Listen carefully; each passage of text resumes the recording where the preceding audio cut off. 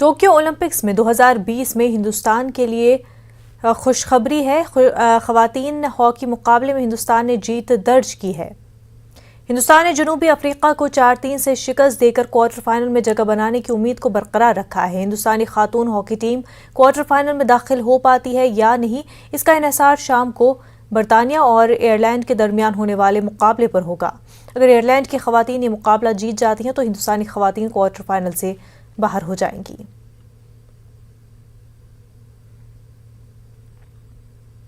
जब Tokyo Olympics 2020 शुरू हुआ था तो हिंदुस्तान के शूटर से बहुत सी तवक्कुआत वाबस्ता की जा रही थी, लेकिन अभी तक एक भी हिंदुस्तानी शूटर तवक्कुआत पर पूरा नहीं उतर सका है। नौजवान शूटर हो या साबिक फौजी, सब ने मायूस किया है।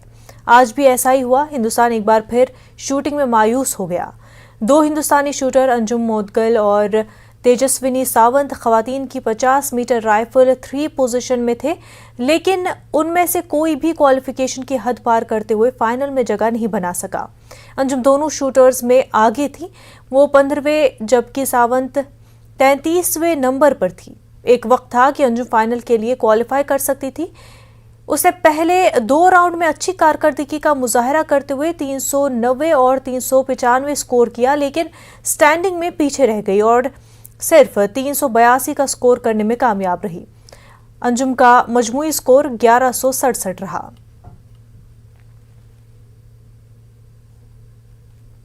वहीं जम्मू कश्मीर में एनआईए के छापे जारी है। रियासत के 14 मकामात पर एनआईए के छापे जारी है। लश्कर मुस्तफ़ा के कमांडर की गिरफ्तारी और आईईडी बरामद होने के मामले पर कौमी जांच एजेंसी मुख्तलिफ मकामात पर छापेमारी कर रही है।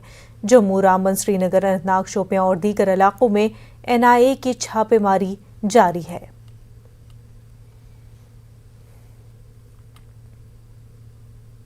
त्राल के दूर उफ्तादा इलाके नागबेरन में आज सुबह शुरू हुई झड़प अभी तक जारी है। इलाके में चूंकि मौसलाती निज़ाम और राब्ता सड़क दस्तियाब नहीं है, इसलिए तफसीलात फराहम करने में दिक्कतों का सामना है। पुलिस ने पहले मुसल्लह तसादुम और बाद में 2 अदमशनाख्त मिलिटेंट के हलाक होने की तस्दीक करते हुए कहा कि फोर्सेस का ऑपरेशन जारी है। ज़राए के मुताबिक नागबेरन बहक के तारसर मारसर इलाके को फोर्सेस ने मुहासरे में लेकर जो ही तलाशी ऑपरेशन शुरू किया तो उनका सामना छुपे मिलिटेंटों से हुआ। इस मौके पर तरफीन ने एक दूसरे पर गोलियां भी चलाई और यूं मोरिका छिड़ गया, जिसके दौरान पुलिस के मुताबिक 2 मिलिटेंट हलाक हो गए। नागबीरन इलाका त्राल में पड़ने वाला एक सेहत अफजा मकाम है, ताहम इसका जोग्राफिया महलोको दाची गाम जंगला से मिलता है। नागबेरन त्राल में जो आज सुबह सवेरे एनकाउंटर शुरू हुआ था, इसमें अभी तक 2 मिलिटेंट मारे गए हैं, जिसकी तस्दीक पुलिस ने ट्विटर के ज़रिए की है। हम इस वक्त मौजूद है हाजन इलाके में। ये जो इलाका है आप मेरे पीछे देख सकते हैं, यही इलाका, इसी इलाके से ये ट्रैक है जो नागबेरन जाता है और एक दिन का सफ़र तय करना पड़ता है। एक दिन के सफ़र के बाद हम नागबेरन पहुंच सकते हैं। और बताया जाता है ये जो ऑपरेशन है, ऑपरेशन में पैरा ट्रूपर्स जो है वही हिस्सा ले रहे हैं, क्योंकि इस इलाके तक गाड़ियों की रसाई नहीं है, ना ही मोबाइल नेटवर्क की सुविधा अवेलेबल है। दोनों जानिब से फायरिंग का तबादला भी जारी है। सईद मंजूर, न्यूज़ 18 उर्दू, हाजन, त्राल। पीएम मोदी ने सरदार वल्लभ भाई पटेल कौमी पुलिस एकेडमी में 144 ट्रेनी आईपीएस अफसरों से वीडियो कॉन्फ्रेंसिंग के जरिए खिताब किया और उनके हौसलों को सराहा और कहा कि इस मुल्क की बेहतर तामीर के लिए पुलिस अफसरान के कंधों पर काफ़ी ज़्यादा जिम्मेदारियां हैं। इस बीच उन्होंने मुल्क की आज़ादी और मुजाहिदीन आज़ादी की कुर्बानियों को याद किया। मेरा नाम नवजोत सिमी है। मैं पंजाब के गुरदासपुर ज़िले से हूँ और मुझे बिहार काडर आवंटित हुआ है। सर, मैंने डेंटल सर्जरी में स्नातक की डिग्री लुधियाना से की है। मेरी डिस्ट्रिक्ट ट्रेनिंग पटना में हुई और इसी दौरान महिला पुलिस कर्मचारियों की बढ़ती संख्या, साहस और प्रेरणा से मैं काफी उत्साहित हुई। जय हिंद श्रीमान। नवजोत जी, आपने तो लोगों को दांत दर्द से राहत दिलाने के लिए दांतों की सेहत ठीक करने का जिम्मा उठाया था। ऐसे में देश के दुश्मनों के दांत खट्टे करने का रास्ता आपने क्यों चुना? सर, मैं सिविल सर्विसेज की तरफ सर मेरा झुकाव काफी पहले से ही था और सर एक डॉक्टर का काम और एक पुलिस का काम भी लोगों की पीड़ा को दूर करना ही होता है सर। तो सर मुझे लगा कि मैं सिविल सर्विसेज के माध्यम से और भी एक बड़े प्लेटफॉर्म पर रहकर लोगों की समस्याओं के समाधान में अपना योगदान दे सकती हूँ। 1930 की दांडी यात्रा की याद दिलाना चाहता हूं। गांधी जी ने नमक सत्याग्रह के दम पर अंग्रेजी शासन की नींव हिला देने की बात कही थी। उन्होंने ये भी कहा था कि जब साधन न्यायपूर्ण और सही होते हैं तो भगवान भी साथ देने के लिए उपस्थित हो जाते हैं। साथियों, एक छोटे से जत्थे को साथ लेकर महात्मा गांधी साबरमती आश्रम से निकल पड़े थे। एक एक दिन बीतता गया और जो लोग जहां थे वो नमक सत्याग्रह से जुड़ते चले गए। आज आपको सुराज्य के लिए जी जान से जुटना है। राहुल गांधी ने ट्वीट किया है। राहुल गांधी लिखते हैं, न मुल्क की सरहद महफूज है न रियासतों के बॉर्डर महफूज है। हमारे मुल्क की मुकद्दस सरजमीन में तनाजात और फसादात बीजों की तरह बोए जा रहे हैं। इसके नताइज खौफनाक हैं और होंगे।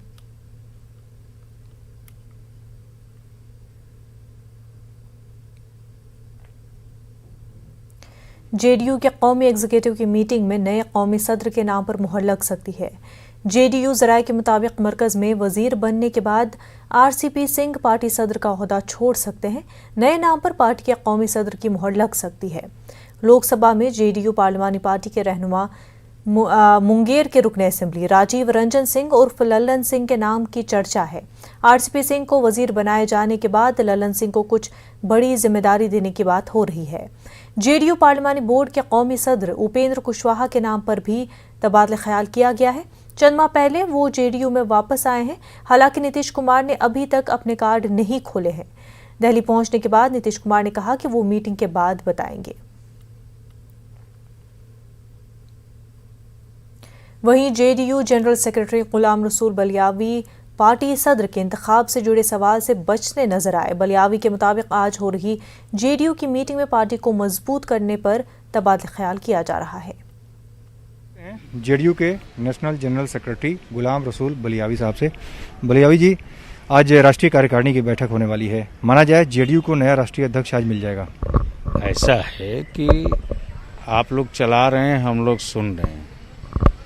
पार्टी के पदाधिकारियों की अभी बैठक है। पार्टी के पदाधिकारियों की बैठक में हमारे राष्ट्रीय अध्यक्ष और जो पदाधिकारी हैं उनको लेकर बैठेंगे। कई राज्यों में अभी चुनाव हुआ है, तो अब इस पर जो दिशा निर्देश आएगा वो आएगा। उसके लिए भी हम लोग आए हैं। 4 बजे से जो पार्टी की नेशनल एग्जीक्यूटिव की बैठक है, तो अब राष्ट्रीय अध्यक्ष स्वयं रहेंगे। हम सबों के जो नेता हैं, जो मार्गदर्शक हैं, सारे लोग रहेंगे। ऐसी तो कोई बात सामने नहीं दिख रही। लेकिन कहा जा रहा है कि जब से केंद्र में मंत्रिमंडल विस्तार हुआ है, आरसीपी सिंह कैबिनेट मंत्री बने हैं, उसके बाद ये कहा जा रहा है कि अपना पद छोड़ेंगे, किसी नए व्यक्ति को कमान दी जा सकती है। ये चर्चा है जो संगठन पर पूरी तरह से ध्यान दे पाए। ऐसा है ना कि इन सारी चीजों पर पार्टी के अंदर चर्चा होती है ना, मीडिया में चर्चा नहीं होती। उम्मीद है, जैसे ललन सिंह का नाम कहा जा रहा है, उपेंद्र कुशवाहा के नाम की भी चर्चा है कि उपेंद्र कुशवाहा या ललन सिंह राष्ट्रीय अध्यक्ष हो सकते हैं। खासतौर से ललन सिंह फ्रंट रनर के तौर पर देखे जा रहे हैं, सबसे आगे उनके नाम की चर्चा है। इस संदर्भ में तो साफ बता दिया कि नेशनल एग्जीक्यूटिव की 4:30 बजे से जो बैठक होगी, क्या एजेंडा आएगा, नेता सामने रखें। बहुत बहुत धन्यवाद। तो नेशनल एग्जीक्यूटिव की जो भी बैठक होगी उसमें इस बात पर चर्चा होगी और उसी एजेंडे में इस बात पर भी चर्चा होगी क्या नया राष्ट्रीय अध्यक्ष बनेगा और कौन बनेगा। कैमरामैन रमेश रत्नाकर के साथ अमितेश, न्यूज 18 दिल्ली। मगरबी बंगाल में मुसलसल मौसलाधार बारिश ने मामूलाती जिंदगी मफलूज कर दी है। हावड़ा स्टेशन से लेकर झील साइडिंग और टकियापारा यार्ड तक रेलवे ट्रैक पर पानी भर जाने की वजह से आज साउथ ईस्टर्न रेलवे की दर्जनों ट्रेनें भी मनसूख कर दी गई है। कई लोकल ट्रेनों का रूट भी तब्दील कर दिया गया है। बुध की रात से शुरू हुई बारिश जुमे की रात तक जारी रही। आज भी बारिश हो रही है। मशरक़ी रेलवे ने पहले ही 16 से ज्यादा लंबी दूरी वाली ट्रेनों को मनसूख करने का ऐलान किया है। इतवार को भी कई ट्रेनें मनसूख की जा सकती हैं। मरकजी वजारत सेहत की ताज़ा आदाद-ओ-शुमार के मुताबिक मुल्क में गुज़िश्ता 24 घंटों के दौरान कोरोना के 41,649 नए केसेस सामने आए हैं। इस दौरान 37,291 मरीजों को डिस्चार्ज किया गया है, जबकि 593 अफराद की मौत हुई है। नए केसेस के बाद मुल्क में कोरोना के मामलों की मजमूई तादाद 3 करोड़ 16 लाख से तजावुज़ कर गई है। ताज़ा अमवात के बाद अमवात की मजमूई तादाद 4,23,000 से तजावुज़ कर गई है, जबकि फ़ाल केसेस बढ़कर 4,08,000 से तजावुज़ कर गए हैं।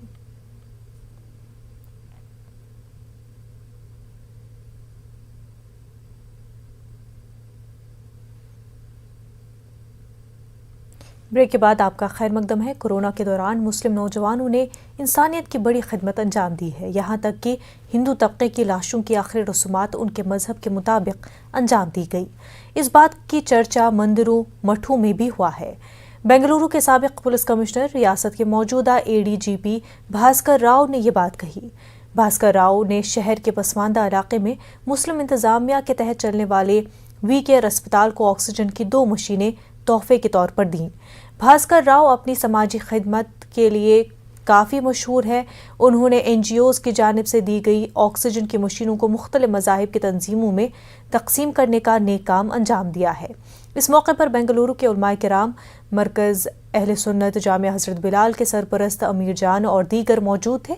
भास्कर राव ने अपने खिताब में कहा कि कोरोना की ख़तरनाक बीमारी ने इंसानों की जान ली है, लेकिन इंसानियत अभी भी बरकरार है। इससे मैं दोहराना चाहता हूँ कि कोरोना इंसान को ले सकती है, इंसानियत को नहीं ले सकती, क्योंकि ये जो दरारें थी या दीवारें थी लोगों के बीच में कि मैं इस कौम का हूँ, उस कौम का हूँ, वो चला गया हूँ।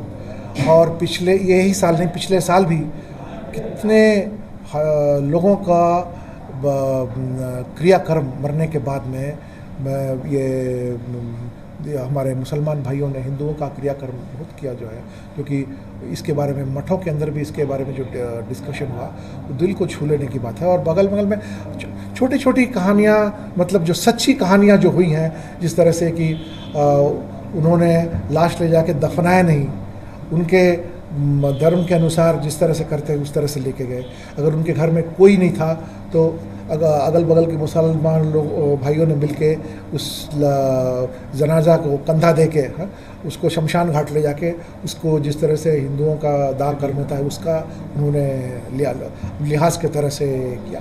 सो ये सब क्या, इस सब यही मिलती है कि इंसानियत और से बढ़ के कुछ नहीं है। और आज आपने वी-केयर हॉस्पिटल के लिए, इस गरीब इलाके के लिए आपने ये जो मदद की है, मुझे लगता है ये बहुत बड़ी मदद इस हॉस्पिटल के लिए और इस इलाके के लिए है।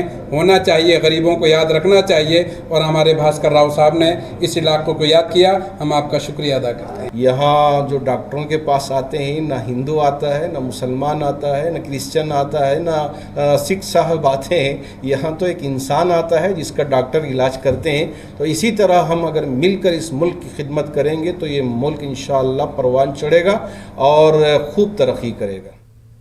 अमेरिका की जो बाइडेन इंतजामिया ने मजहबी आज़ादी के सफ़ीर के तौर पर रशाद हुसैन को नामजद किया है।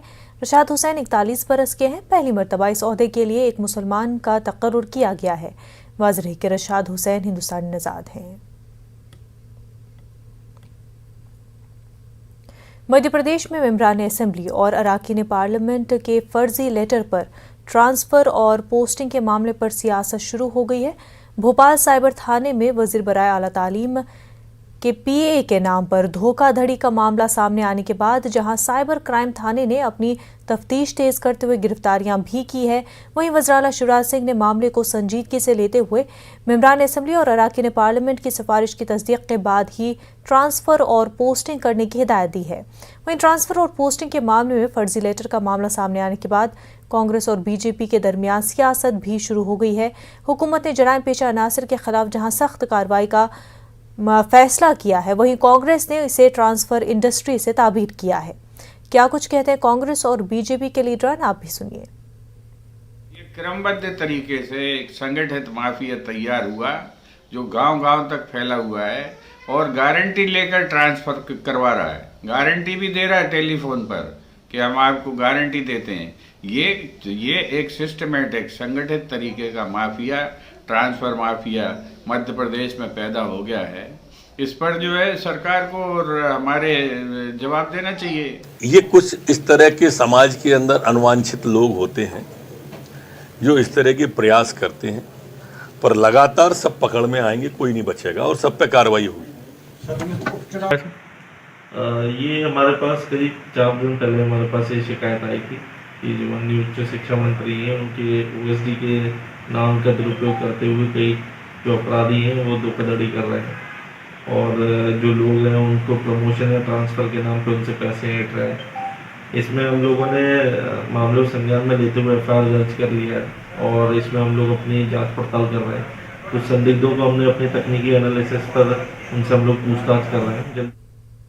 हमारे नुमाइंदे मेहताब आलम बराह रास्त हमारे साथ जुड़ चुके हैं। मेहताब, फर्जी पोस्टिंग और ट्रांसफ़र के जो मामले सामने आए उनका नोटिस भी लिया गया, कार्रवाई भी हो रही है, लेकिन कांग्रेस इस मामले को लेकर के सियासत कर रही है।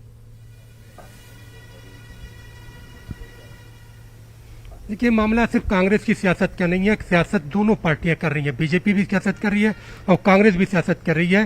तो मामला ये है कि जब जो है तबादलों पर रोक लगी थी और तबादलों पर रोक जिस तरह से हटाई गई और फौरी तौर पर जिस तरह के मामले सामने आए हैं और यहाँ पर साइबर क्राइम में इस मामला दर्ज हुआ है, वहाँ पर भी हुकूमत कार्रवाई करने के बजाय अब ये कहा जा रहा है कि कमलनाथ की 15 महीने की हुकूमत में का जो है ट्रांसफर इंडस्ट्री थी और इस वक्त जो लोग भी यहाँ पर सरगर्म नजर आ रहे हैं ये सब के सब वही लोग हैं जिस तरह से कांग्रेस के ज़माने में होता था। मध्य प्रदेश के वजीर बराए मेडिकल एजुकेशन विश्वास सारंग ने सीधा सीधा इल्जाम लगाया कि कांग्रेस के ज़माने के जो लोग परवरिश पाए थे वही लोग अंजाम दे रहे हैं, लेकिन सबके खिलाफ कार्रवाई होगी। सवाल बुनियादी तौर पर कि अगर 15 महीने कमलनाथ हुकूमत में ऐसा हुआ था तो अब भारतीय जनता पार्टी की गुज़िश्ता साल से यहाँ पर हुकूमत है, शिवराज सिंह की जो क़यादत में हुकूमत चल रही है, तो अब ऐसे मामले अगर सामने आ रहे हैं, न सिर्फ मध्य प्रदेश के वजीर बराए जो एजुकेशन आला तालीम जो है डॉक्टर मोहन यादव के पीए के साथ मामला है, बल्कि भोपाल की रुकने पार्लियामेंट साध्वी प्रज्ञा के भी फर्जी लेटरेट पर जो ट्रांसफर का मामला सामने आया। तो यहाँ पर हुकूमत के जरिए साइबर क्राइम के जरिए तहकीक की जा रही है और वजीर आला शिवराज सिंह ने इस मामले को संजीदगी लेते हुए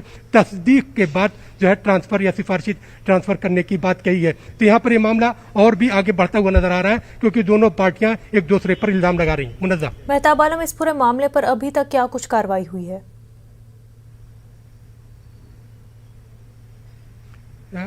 मुनज़्ज़ा, इस मामले पर साइबर थाने में जो रिपोर्ट की गई है, साइबर थाने ने जो अब तक जो 4 लोगों को गिरफ्तार किया उनकी तफ्तीश जारी है, क्योंकि जिन लोगों के जरिए जो है फ़ोन किया गया वो मध्य प्रदेश के जो महकमा आला तालीम के जो वजीर जो है डॉक्टर मोहन यादव के जो पीए, उन्होंने जो है उनके नाम से जो धोखाधड़ी की गई थी उन्होंने साइबर थाने में रिपोर्ट की और जिन लोगों के जरिए की गई उसकी तफ्तीश की जा रही है। अब तक 4 लोगों की गिरफ्तारी की गई है और उम्मीद की जा रही है कि आने वाले दिनों में और लोगों की भी गिरफ्तारी हो सकती है।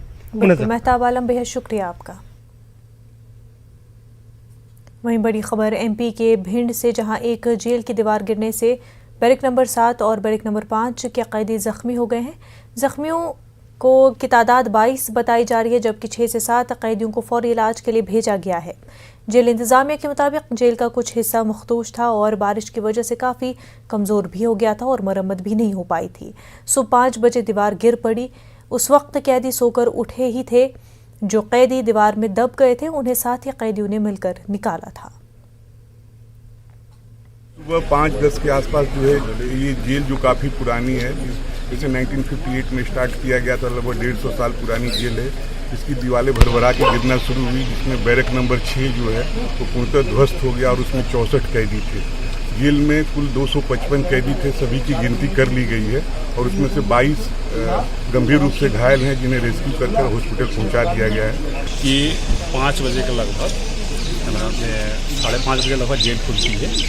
5 बजे के लगभग अचानक दीवार थोड़ा सा प्लास्टर गिरा, तभी सिपाही दौड़े आए, बोले कि साहब लगता है जेल गिर जाएगी। दौड़ के हम लोग आए, सिपाही भी सभी को बुला लिए।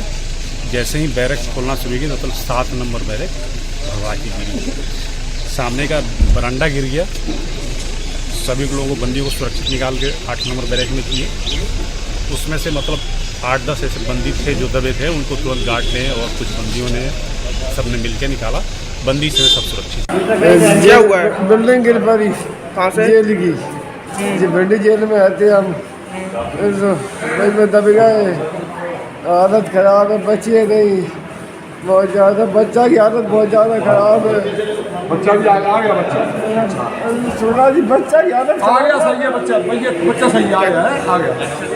छत गिर गई, छत गिरी, छत का बिल्डिंग पूरी ध्वस्त हो गई। कितने लोग थे उसमें? कितने लोग? वैसे हम लोग तो हमें 30-35 हो गए कम से कम। उसमें 64 आदमी थे, 35 आदमी की हालत तो खराब है। ये कौन सी बेयरिंग थी? 7 नंबर।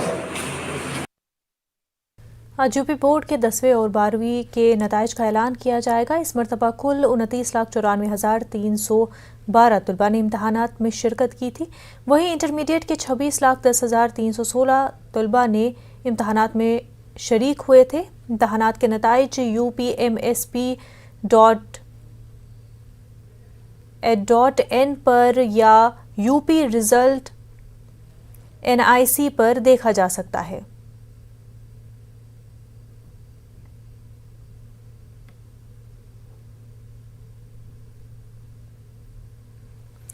क्या सैनिटाइजर नुकसानदेह है? क्या टीके आपके DNA को मुतासिर करते हैं? क्या टीकाकारी आपको कोविड-19 से मुतासिर कर सकती है? क्या ये कुछ सवाल आपके ख्याल में आते हैं? खैर, अब एक जगह है जहां आपके सभी सवालों का जवाब दिया जा सकता है, और ये सब आपके फ़ोन पर। नेटवर्क 18 और फेडरल बैंक की कौमी सतह की टीकाकारी से मुतल्लिक़ बेदारी मुहिम के तहत कोविड-19 के खिलाफ संजीवनी और short of life Sanjeevani WhatsApp helpline शुरू की गई है। आपको बस 7977773753 पर व्हाट्सएप करना है और आपको उसी वक्त आपके सवाल का जवाब मिल जाएगा।